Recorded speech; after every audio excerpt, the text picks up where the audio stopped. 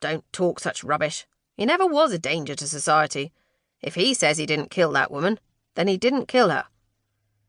"Well, he's bound to say that he didn't do it, isn't he?" The lively discussions went on, back and forth, until, conversation exhausted, everyone left for home. Everyone except the solitary hooded stranger sitting at a small table in the corner, engrossed in the first edition of the evening newspaper left by a previous customer. Stop press. Rock singer denied parole for a third time.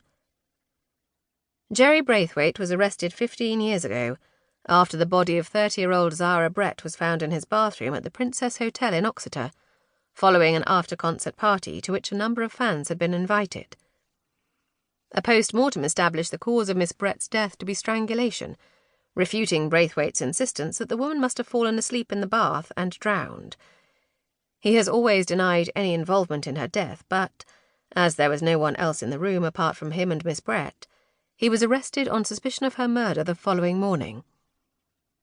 At the time, reaction to his 20-year sentence was mixed. Some thought it was too lenient, but many others considered it too harsh for the crime, a popular theory being that the judge was making an example of the flamboyant singer. Though Braithwaite maintained his innocence and his legions of loyal fans protested at his arrest, it took a jury less than 3 hours to return a guilty verdict.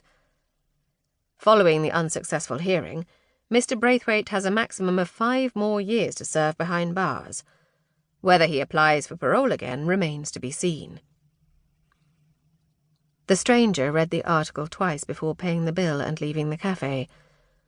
Once home, behind a desk in a concealed room, a single unshaded light bulb hung from the beams in the ceiling, swinging gently from its cable and casting shadows across the walls. Reaching out a shaky hand for the framed picture of Jerry that sat on the edge of the desk, the stranger held it close and said, "You should have got parole. You should have got it. You've more than paid for what happened. I thought I'd done enough to avenge you, but I was wrong. I'm sorry I let you down, but it won't happen again. I promise." Christopher Duncan straightened up from digging the flower beds in his back garden and wiped the perspiration from his forehead with a muddy gardening glove. "Want a cup of tea?" his wife Stella called from the kitchen window. "Of course I want a cup of tea," he snapped, from behind the crimson flowers of the vast rhododendron on the edge of the lawn. He leaned on a garden fork and surveyed his morning's work. The previous residents of the cottage, an elderly couple who hadn't touched the garden in years, had left plenty for him to do. He'd tidied the beds and borders, but was putting off tackling the bindweed-infested lawn until Stella could help. It was a 2-person job, but it could wait until she'd finished preparing the inside walls of the house for decorating, a job he was thankful not to be doing. He turned up the volume on the radio and chuckled to himself, wondering how long Stella would wait until suggesting he turn it down. Stella was keen to make a good impression in Crocusdale, the quiet village to which she and Christopher had recently moved.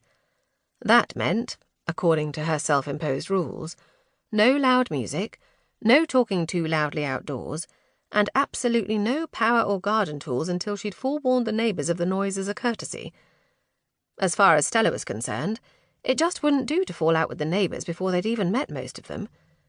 The exception was the couple next door. Helena and Lucas Perry had brought round a fruitcake and a flask of tea when they'd seen the removal van, with a promise to call round again in a few days with a bottle of bubbly to properly welcome them to the neighbourhood. Christopher had scowled at the gift. He didn't see the need for people to live in each other's pockets just because they happened to be neighbours, and had been on the verge of telling Helena and Lucas just that when Stella had given him one of her looks. He usually ignored them, but decided, on that occasion, perhaps it was better to say nothing.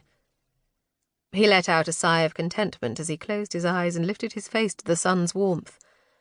The move had been a long time coming, and it felt good to relax at last. He looked forward to his retirement. He planned to golf and fish as often as possible. Only the previous week, when he'd joined the local golf club, he'd got chatting with some of the other members who'd invited him to join them on a group trip to Ireland. "Excellent for golf and fishing," they'd said. Not that Stella enjoyed golf or fishing, but that wasn't his problem. She'd have to find some other way to occupy her time.